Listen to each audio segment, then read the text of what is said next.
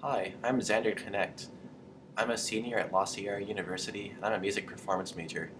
I started playing violin when I was 8, came to La Sierra as a violin major in 2009, and also started studying viola here last year.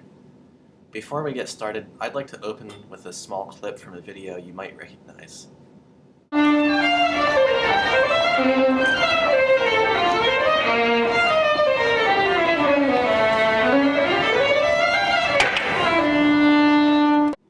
So that's me after 4 years at La Sierra. Not bad, huh?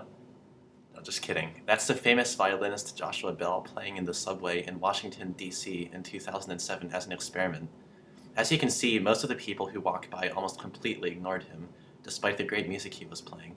The piece is Bach's Chaconne from his Partita No. 2 in D minor. So as someone taking training in classical music myself, it's natural to be a little bit worried after seeing this.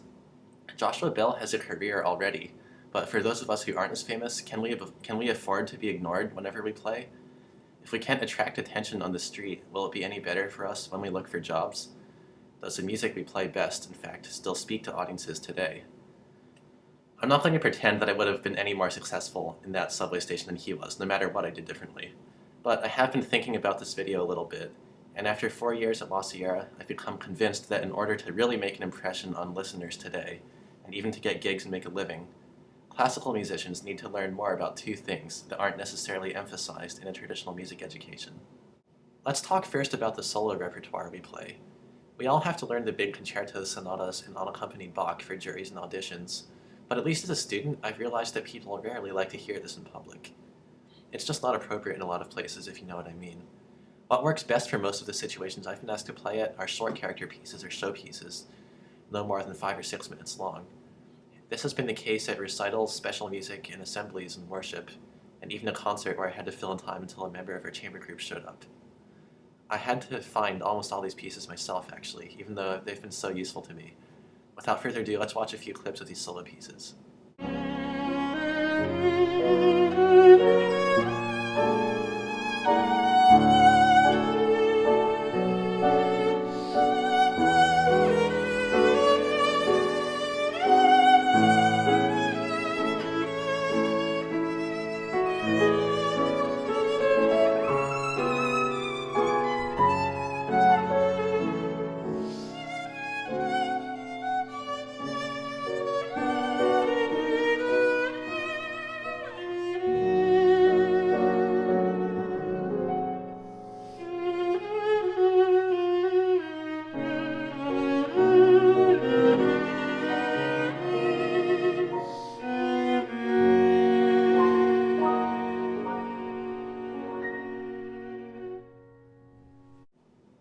That was me playing Heifetz's transcription of Esterita by Manuel Ponce on viola, with our esteemed faculty member Dr. Kimo Smith on piano.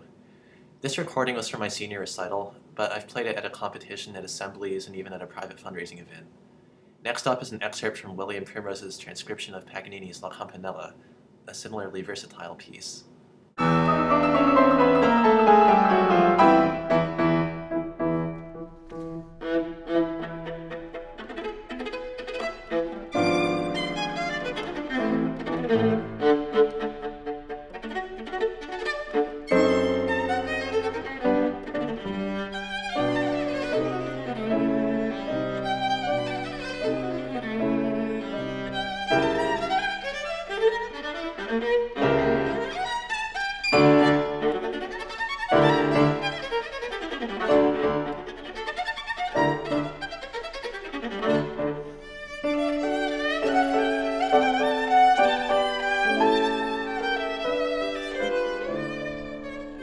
So I mentioned there are two things classically trained musicians need to become more informed about.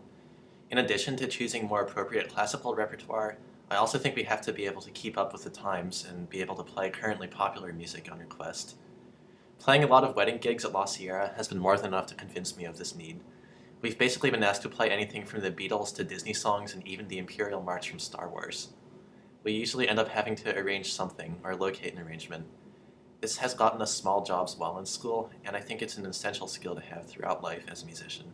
Unfortunately, my group won't let me use footage from our recording of the Imperial March, even though it does exist. Just putting it out there.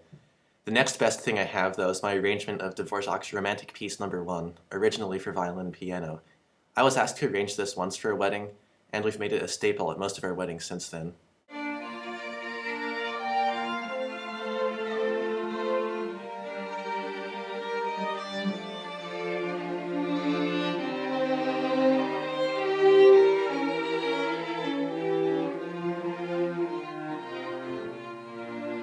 Right now, you might be thinking that we always notate everything we perform at La Sierra, but this is certainly not always the case.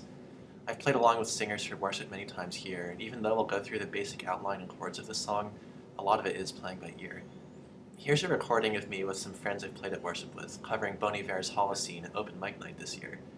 A shout out to Justin Tuat, Peter Fukuda, and Alan Kim.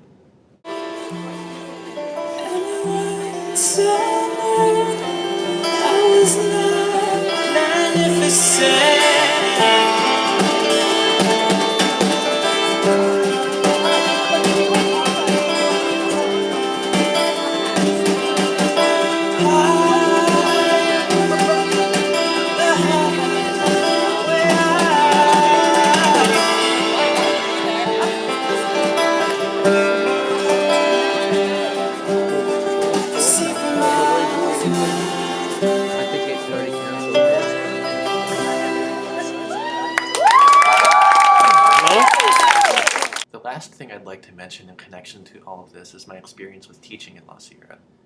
Keeping up with what's popular and teaching students to play by ear are both really important here.